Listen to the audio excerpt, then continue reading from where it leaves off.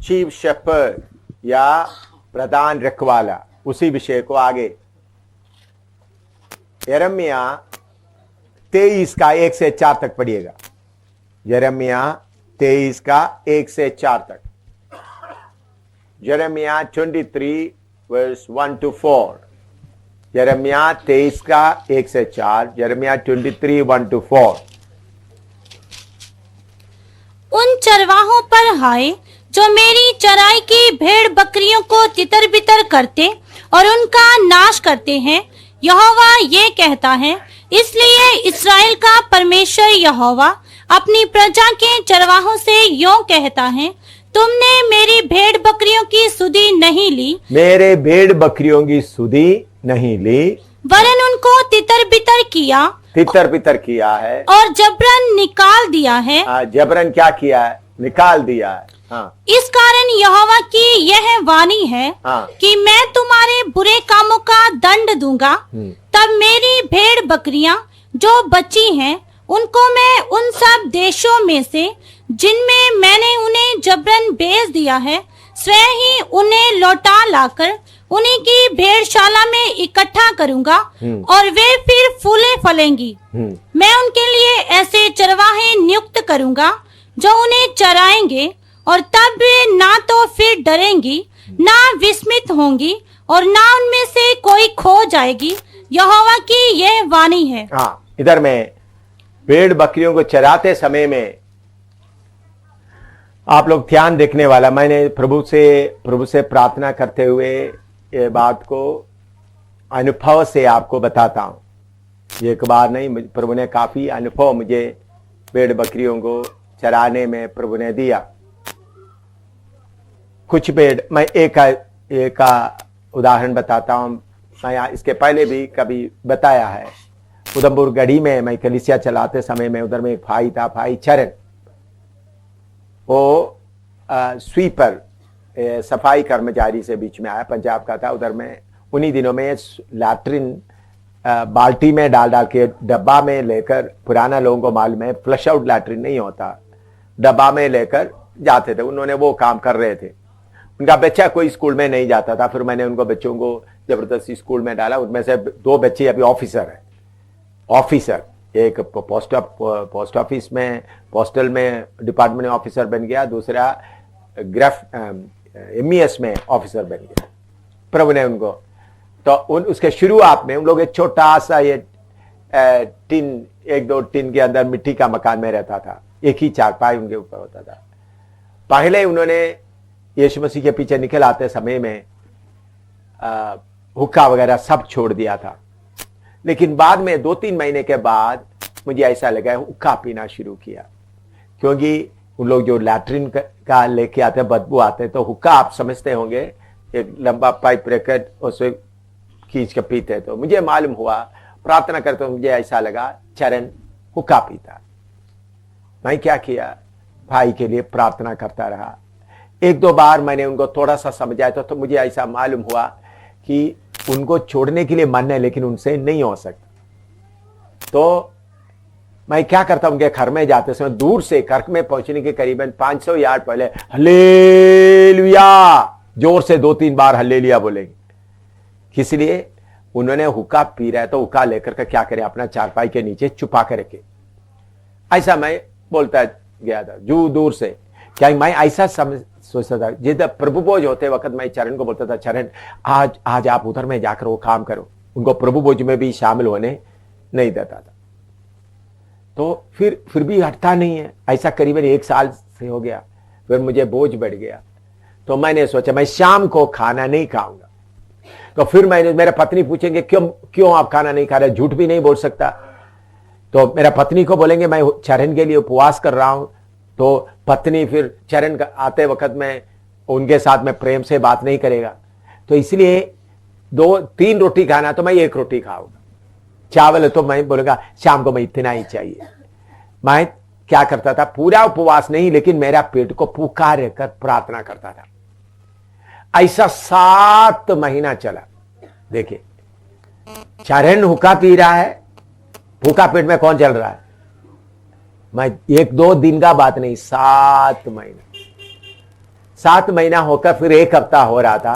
मैं दूर से हलेलिया बोलते हुए चरण आकर बाहर आकर मुझे बोला, आप इधर आ जाओ।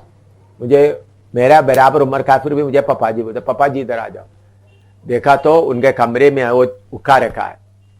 तो उन्होंने उन लोग मसाला कूटने के लिए लंबा डंडा जैसा होता था, लोहे का पत्थर का छोटा, उसमें उन लोग क्या करते हैं मसाला कूट, वो लेकर रखा। आज मैं आपके सामने उसको तोड़ता। कितना देर के बाद? 7 महीना 1 हफ्ते के बाद प्रभु ने, फिर उसके बाद वो आगे बढ़ते रहे। उनका मेरे लिए इतना प्रेम प्रभु ने उनके अंदर में दिया। गरीब आदमी है तो उनका बच्चों को पढ़ने के लिए फीस, पढ़ने के लिए किताबें, उनको बच्चे कोई फुटबॉल खरीदने के जाए तो उनके पीछे पढ़ा करके, क्योंकि वो अनपढ़ है।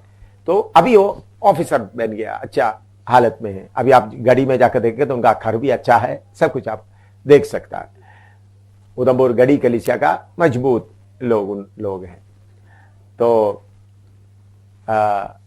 मैं मीटिंग के लिए, वो बीमार हो गया तो उनको मालूम हो गया।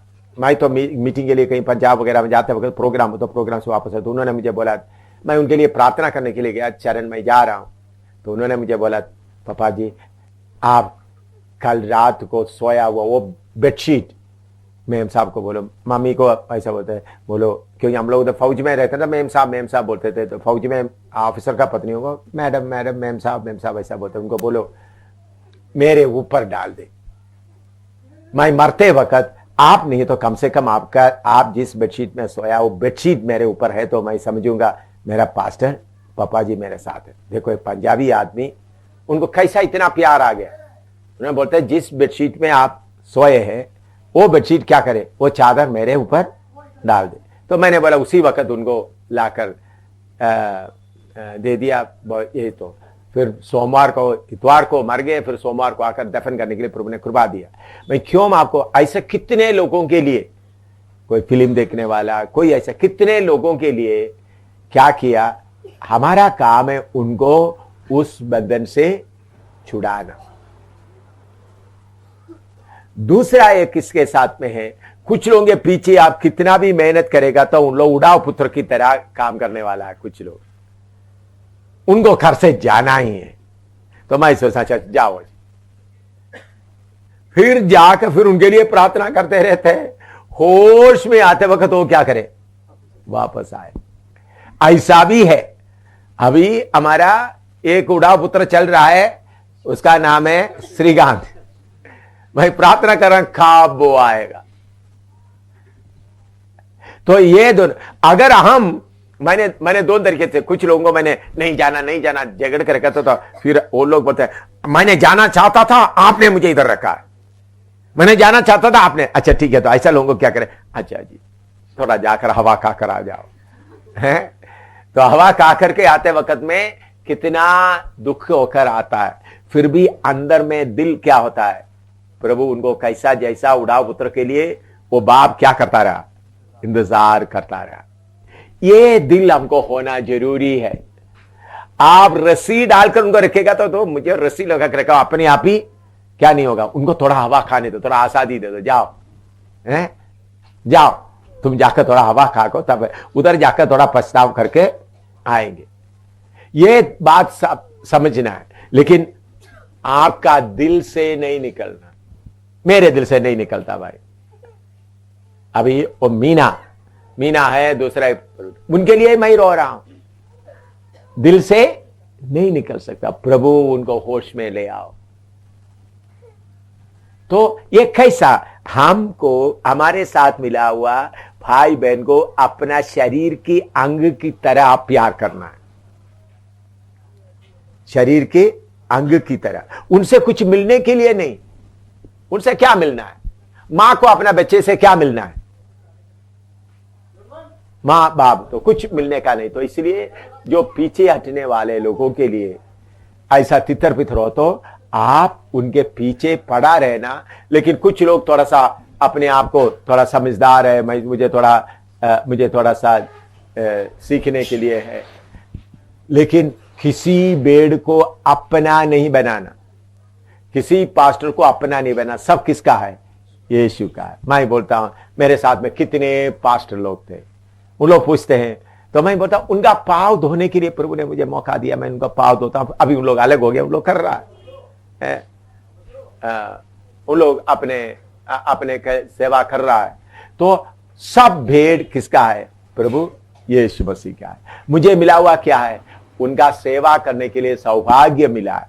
प्रभु यीशु उनके लिए खून बहाया, मुझे प्रभु ने सौभाग्य दिया उनका गलतियों को क्या करे? धोए। पढ़े तो उसका दूसरा आयत पढ़िएगा, 23 का दूसरा आयत, यिर्मयाह 23 का दूसरा। इसलिए इस्राएल का परमेश्वर यहोवा अपनी प्रजा के चरवाहों से यूं कहता है, तुमने मेरी भेड़ बकरियों की सुधि नहीं ली, वरन उनको तितर बितर किया और जबरन निकाल दिया है। हाँ, देखिए इसमें भाई बहन पति पत्नी लोग भी इसमें से आप लोग बैठे हैं। ये एक बीमारी भी